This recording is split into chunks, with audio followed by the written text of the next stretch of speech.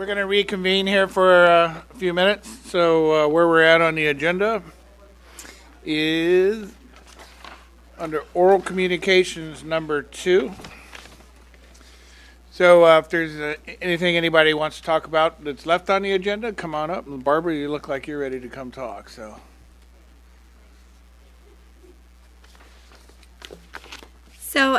this is actually sort of about something on the agenda.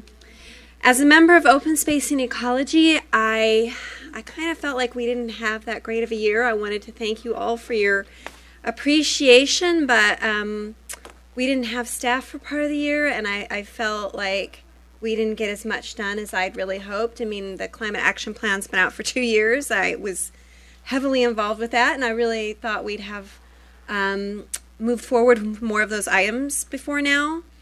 But I wanted to say that that's not a negative remark on any of my other committee members. But mostly I wanted to thank the City of Brisbane for being willing to move forward with a full-time sustainability coordinator. And I think that that's really going to let us just really leap forward as fast as we can, because I think you all know that environmental issues are pressing, and we're sort of like behind the curve on a planetary scale of what we need to accomplish. And then I'm also just really hoping that on item D we can get a little more of an in-depth explanation from staff if the council's willing, because I'm a little confused by that one. I'm a little concerned. I'm afraid I didn't pay as much attention to it as I really ought to have, because I was mostly focused on other things that were before us. And I'm just curious how we're going to have a business license tax if they're not actually, if they've met their quota on the dirt and they're not actually bringing anything onto the premises anymore. Where are we going to get any revenue? And if they're just moving it between the left and the right side, again, how are we going to get any revenue? But maybe my understanding of it is incorrect, and I just wanted to ask through the chair if we could, as citizens, get a little bit of an explanation about how that's going to work. Thank you. sure, let's give a little spiel on our Measure D, business license tax. Yeah, well, the business license tax was based on volume of business that the Brisbane Soils Processing would be doing.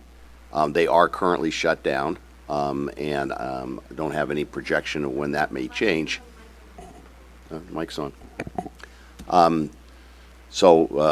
Yes, if there's no business activity, then there wouldn't be no fee or there would be no license fee in which to apply. Same thing would be with the truck haul fees. If there's no activity, then there's no fee would be coming in. So there's, I guess, a direct correlation between the two. We did have a subcommittee meeting earlier this week, and I think the subcommittee wants staff to kind of summarize that and bring that back to a future council meeting. The city attorney's working on some things relative to the existing memorandum of agreement with the BSP operation. So we will be bringing all that back to a future council meeting. I don't really have a schedule yet for that, but it'll be obviously sometime fairly early in 2018. But also in that business license tax, so there was a $200,000 minimum if something. Yeah, and we're going to have to take a look at that. Okay. Because there is that kind of general concept of confiscatory tax. So that's something we'll have to sit down and work with the city attorney on. Okay. Yeah. If I may, Mr. Mayor, Clay, I was always under the impression that if the dirt is moved from the dump site over to OU2 or OU1, that would kick in fees that would be applied. Well, I think there was an assumption that if you had a truck haul fee that you would potentially do that. Again, any fee, whether it's the business license fee or a truck haul fee, has got to be based on some business activity. So I think that's just a general concept. So we had some discussion the other night And I think, one of the things I believe I said at the end of the meeting was that we needed to look at that issue specifically in terms of the whole revenue piece. So I don't have an answer for you, but other than to acknowledge, your question, and it needs to be something we're going to address.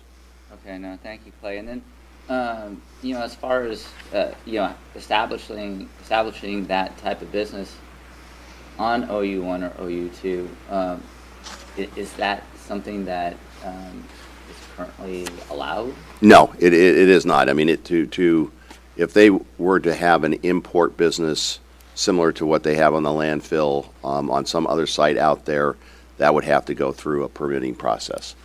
So Okay. there's no current that's not currently allowed. All right, and then if they were to, if we were to allow that, we could apply some conditions, like you need to, say, remediate the site, or just some kind of standard or whatever, could we? Well, I think in general we can certainly add conditions. The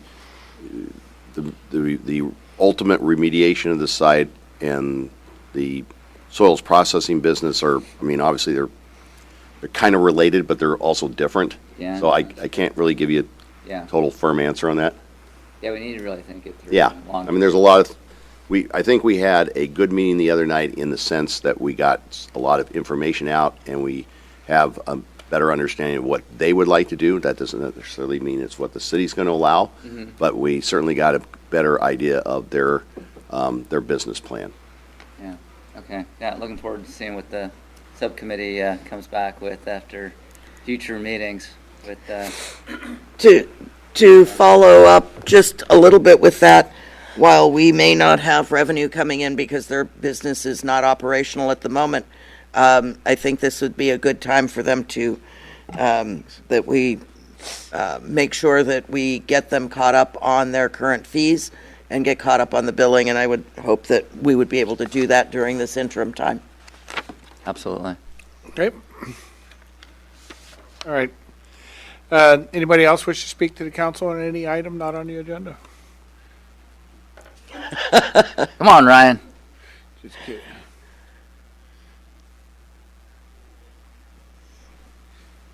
See what Give I us your say. name, Ryan. Well, most of you know who I am. Clay knows who I am. Well, actually, I just like to say that, Just for the record. Said For the TV audience. Ryan Moore.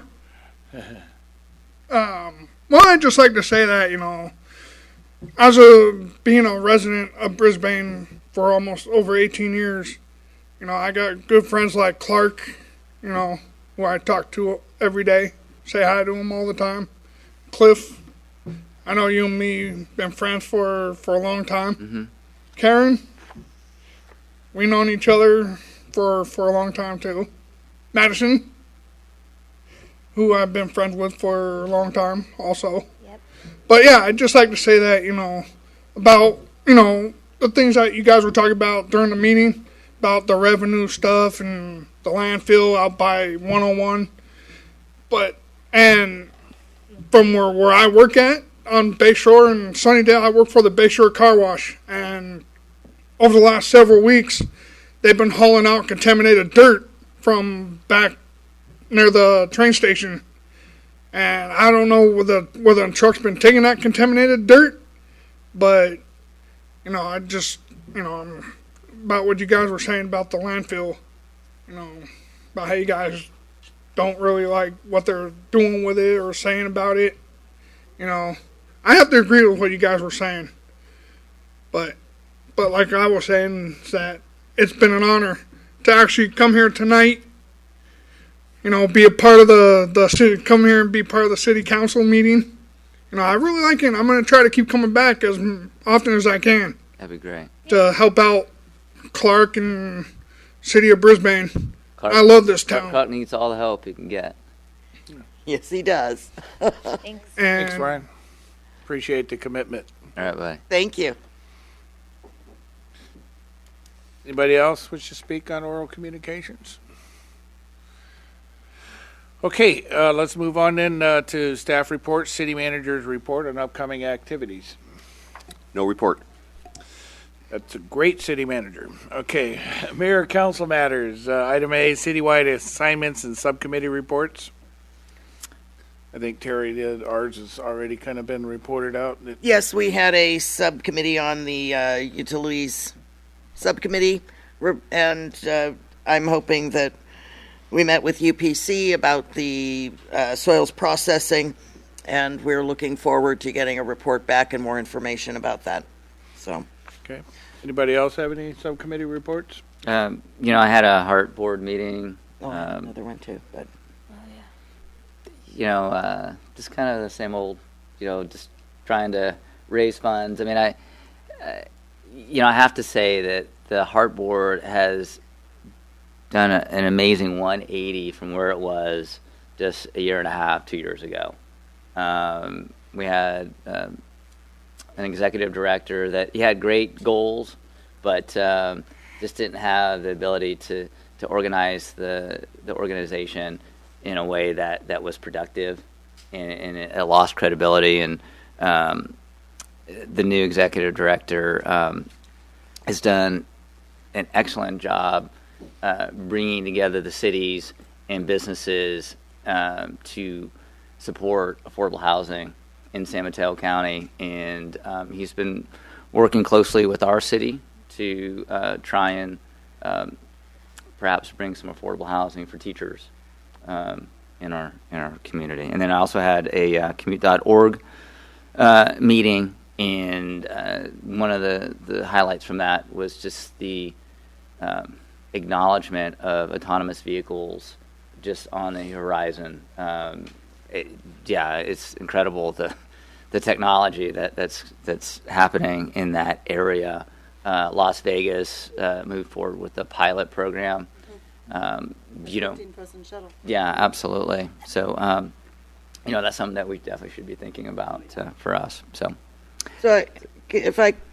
if you're completed, I need to report on one more subcommittee that I worked on.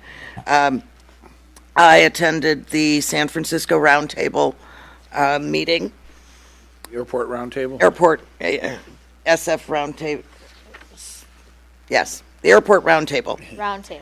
And it was very interesting. One of the things that's going to be coming to the group is they are talking about maybe including and changing their charter to include some members from Santa Clara County and increasing their scope. To do that, it was sort of a mixed reaction from the group on whether they wanted to expand the scope, but it also turns out that it would require that each city, if it's determined that they would like to do it, it would need to come back to each city to do a memorandum to change the JPA. And so they're looking at what that would entail and how you would set it up, and whether that would be beneficial to the group or it might dilute the group to be more focused on arrivals, which is where right now a lot of the information is coming from. A lot of the group is focused on the arrivals instead of the departures, and we all know that arrivals have a lot less noise impact than departures because of the thrust needed to get an airplane off the ground. And so it was a bit, to my opinion, that the group is shifting their focus where the money is, south, where they're worried more about arrivals than departures. Also, one of the things that happened that is going to affect us and was given no notice was the FAA has changed one of the markers and moved it southeast, which they did with 1 day notice to the TRACON, because it was determined when they did all the looking at the suggestions made by the roundtable to Congress, through Congress people, it was determined that it didn't meet federal standards for the distance from another airport marker point. And that is going to change how flights are and probably put them more over central Brisbane. But it's yet to be determined, and it's something that we couldn't react to. It was just done in a one-day done. They were told, you've got to move this marker, and it's been done and it's been implemented. So we're also looking at other ways of reporting noise and taking, instead of how many complaints they get from an area, individual complaints only count one per person. So if someone's complaining 10 times on the phone call, making a report, it still only counts as one individual reporter. So if that's the case, we really need to get more people involved and not just count on your neighbor to call in when there's a noise complaint, because it really is important because of our population difference that we are going to start looking like we're much fewer with noise complaints on the percentage scale of population. Yeah. So I'll keep everyone advised of what else is coming down the pike. They are setting up a technical working group that's going to be happening sometime in January, but they don't have a date for that yet. If I may, Mr. Mayor, so on the first issue, that you talked about in regards to expanding the roundtable, I hope that you fight very strong to have that happen, because the city of Palo Alto is a bully, and they will hog the stage if they are allowed to be a part of the roundtable. And I have I'm not shy about stating that, on the dais here in public. There's limited resources available. We know that the greatest impact is around the airport, which we are near the airport, and as you had said, the departures are the ones that get the loudest noise. If those southern cities are allowed to join, then where do you stop? And then you just keep going farther and farther south. They should have their own roundtable dealing with their issues, rather than diluting the strength of what the roundtable is today. Well, that was my comment, my initial reaction to it. I know some members of the roundtable and our public and our working group here think that it is a regional problem, because we do look at traffic from San Jose, Oakland, and SFO. All have issues and concerns that impact each other, and we don't want to shift noise from other areas to us or away from us. We're looking for equity and fairness.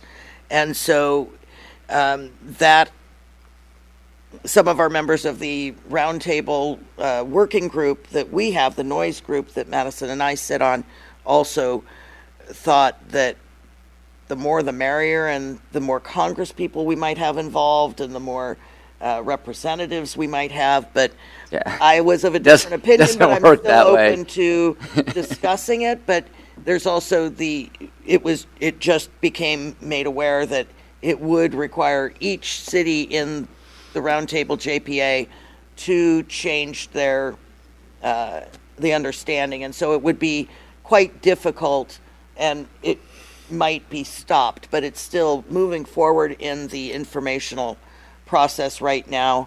And I just wanted to make everybody aware of it in case they were approached by other communities. Yeah. Well, the chair is from Atherton, a town that has no or hardly any airplane noise-related issues. Yet that is something that she is driving. And she is. We need, I understand, the airplane noise group in town, has that opinion that, the more the merrier. They're, Palo Alto has the resources to really go after the FAA. Palo Alto is in it for Palo Alto. And we know, just dealing with San Francisco, how that is. And so,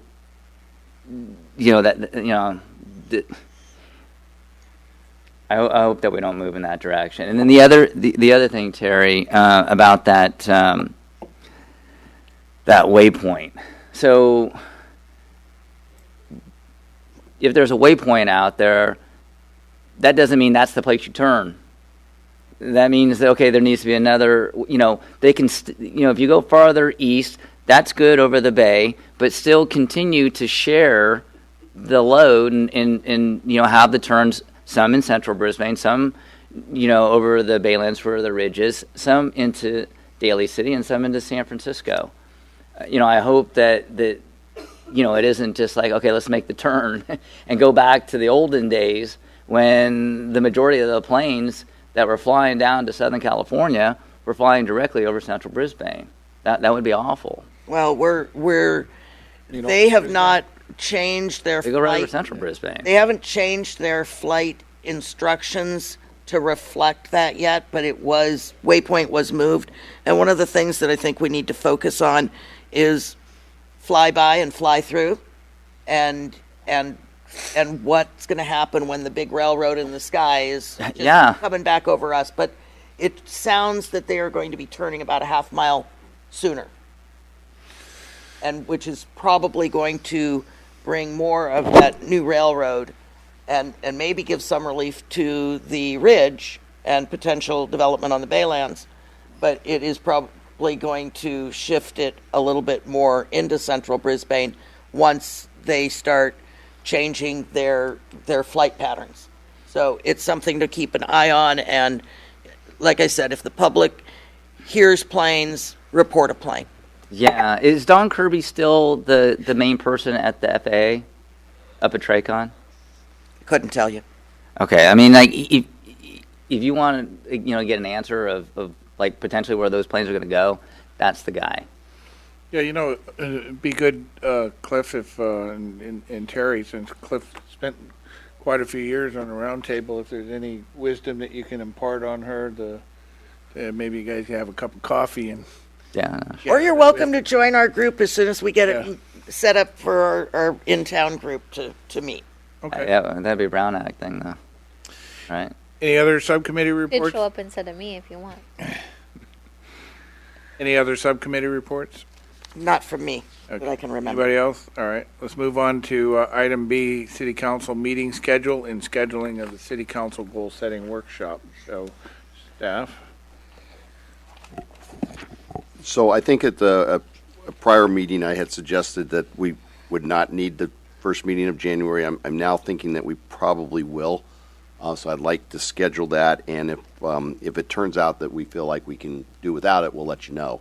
I'll work with the mayor on that. But if we can just secure that date. And then I think Ingrid had done a doodle poll, and February 25th came up as the date for the goal-setting workshop. That would be a Sunday, I believe. Sunday from 10 to 2. Okay. Anybody have any concern? 28th?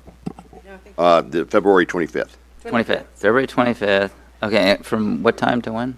We've got it listed as 10 to 2. 10 to 2. It's in Okay. here, Cliff. It should be in your packet. I didn't see that. It should have been on your. Oh. on It was on the dais. Yeah. Oh, okay. Yeah. Now things got kind of moved around a little bit. I didn't do it. You can have mine. Oh, there you go. There it is. I said I didn't miss it. Oh. And then I have some dates that a couple of you are out of town, which is great. And just a reminder, if you're going to be gone, it's always good to know that for scheduling purposes. I don't know who takes vacation. You can just be gone. I have a company meeting in April, but I'm not sure of the dates yet. Okay.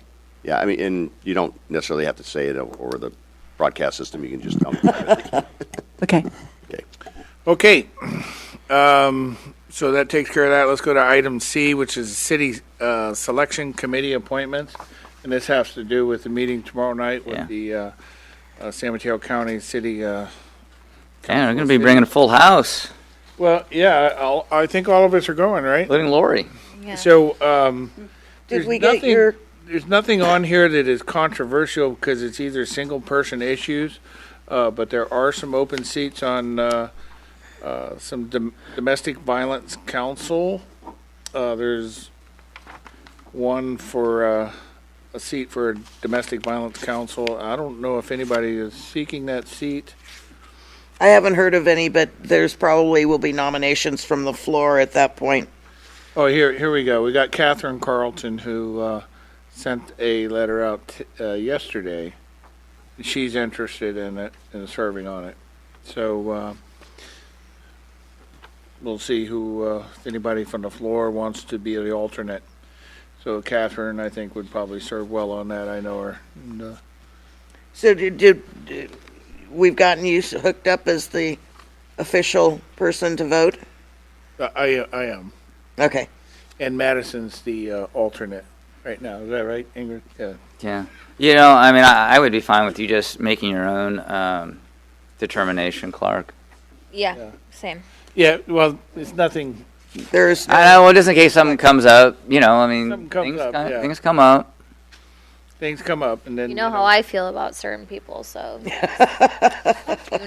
you know where I stand. I get it. So they don't. It doesn't look like they have anybody who is put in that they want to be the chairperson or the vice chair. No, I think they're kind of nominated from the floor sometimes, but to be honest, if you're a man, you're probably exempt. Okay, we won't say that. Been for 15 since I've been on the council. There hasn't been one guy that has served either a chair or vice chair. So Okay. that's Got to break that glass ceiling, I guess. just Right? the way it is. Oh my gosh! Stop it. Okay. All right, let's move on from that one. All right, so written communications, we had two, one from our Open Space and Ecology Committee and one from Dawn and Diane Francis, dated 10/20. And I think that's it. We're going to adjourn to a Housing Authority closed session.